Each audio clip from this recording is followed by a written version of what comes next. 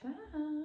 Já jsem si říkala, co bych mohla jako natočit za další video a pak jsem si uvědomila, já chci prostě udělat renesanci videí z roku 2016, což znamená bring back ochutnávka amerických sladkostí, jo? Bring back Gogoman, ochutnávka červené banány. Někteří možná vědí, já jsem hodně dělávala ochutnávky na Instagramu a vždycky jsem si koupila nějakou stročku a pak jsem natáčela ochutnávku na storíčka.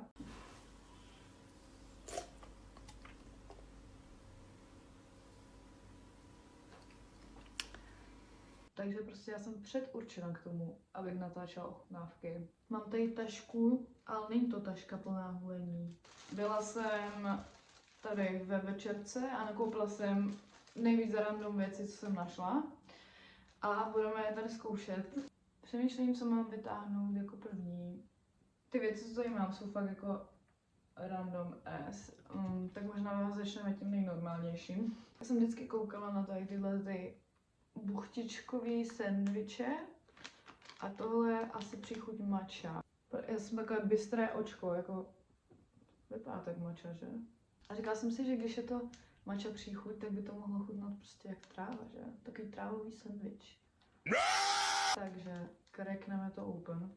Ale teď mám strach, jestli to nebude moc past na blbečky. Ale uvidíme. A dál mám dát to jako. OK.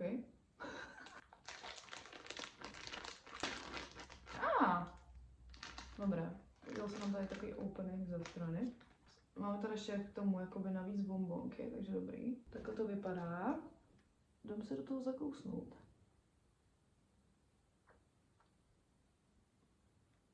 Je to suchý jako kokot. Protože tady je nějaká náplň, jenomže koukejte, jak je tenká ta vrstva oproti té buchtové. A je to dobrý, ale literálně to chutná jak tráva. Takže jsem měla pravdu. Chutná to prostě trošku jak kratom. Ono to má hrozně takovou jako měkoučkou texturu, ale fakt je to strašně suchý. K tomu bych dala tak 6 z 10. Asi. Budu hodně přísná v tomhle videu. Další věc. Toto jsem vzala jenom kvůli tomu obalu, kámo. Čumře na toho fucking banána a on prostě hraje fotbal. A taky mě zaujalo, že je tam napsaný with artificial flavor. Takže to bude umělý jako kokot a hnusný. Takže to jdeme vyzkoušet. Ale dívejte na tu opicu, to vypadá jako... Ta vypadá hodně v piči. To je solidně intenzivní banánová vůně, jako... Vypadá to prostě jak klasická křupka. Chutná to jak prostě taková ta klasická křupka. Jenom jak kdyby byla poprášená prostě umělým banánem, takže vlastně jakoby, to jsem si asi představovala od toho. A jakoby není to špatný. A je to docela dost sladký. A za tady ten hustý banán na obalu, kde mám 7 z 10, kamo, taky bych chtěla být takhle vysvegovaná, jako. Ten ví, co chce od života. Většina věcí, co máme sladká, takže teď dáme něco slaného. A to je tohle. A já jsem na to koukala už docela často. Dneska jsem si řekla, vezmu si to, ale já nevím, co si mám představit pod názvem Grilled Seaweed Roll. A příchuť je kreveta, nebo je to tom yum. Oh yeah. Wow. Vidíte, že to je dutý, je to taková prostě trubička. Každopádně jdem to ochutnat.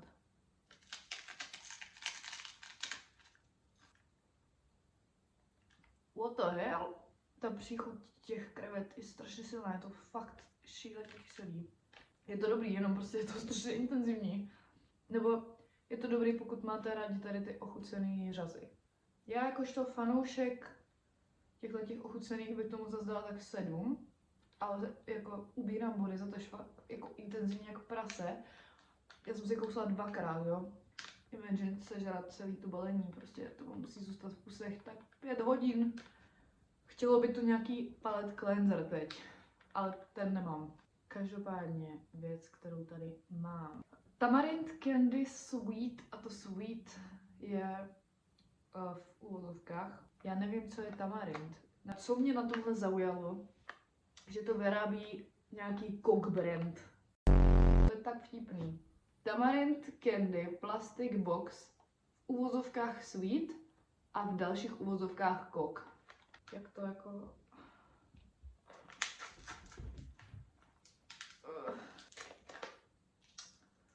Dostala jsem se dovnitř, budeme to otvírat i tohle škvíru, protože kámo, na to je buď, to je, vole. A jeden máme venku. Voní to jak nic. Podívejte se, jak to vypadá, takový prostě...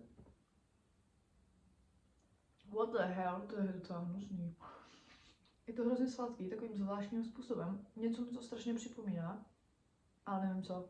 Pičo, vevnitř je pecka, vole. Nevím. Not a fan. Dneska mi tady všechno skládá, vole. Musím být přísná. Takže tomuhle dávám tak 4, kámo.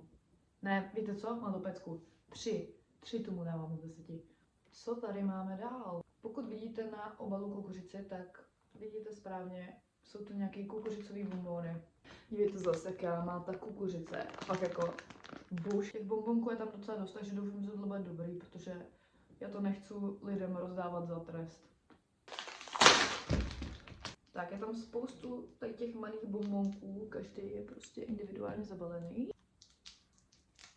Takhle to vypadá, kdyby byla velká jak moje hlava, ale není, jo.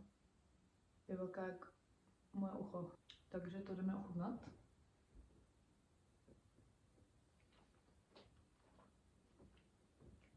Nechutná to vůbec, jako kukuřice. Vůbec. Ale má to takovou jako hrozně živýkavou strukturu a já to mám docela ráda. Ale nemá to žádnou příchuť, je to zase jenom kámo sladký. Dáme si ještě jednu, ať víme, for sure. Ono to je docela roztomilý, jak to fakt vypadá jako kukuřice. Jako tomu bych zase dala 6 z 10, protože to nechutná jako kukuřice, takže to je prostě bejtí, kámo, vzhledem. Chutná to prostě jako sladký bombonek. Teď si říkáte, Kiku, už ty jsi toho tolik snědla, to by bylo potřeba něčem spláchnout. Na to je tady borec nakonec. Mysleli jste si, že je to jako Coca-Cola podle té barvy? Ne, je to Fanta. Mysleli jste si, že to je Fanta s Coca-Colou přichutí? Ne. Víte, co to je za přichuť? Banana chocolate. Nekecám, kámo. Fakt je tady banán.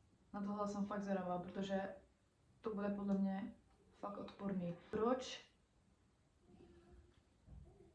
Proč? Ty kokos. To je jak za trest, kámo. Tohle je...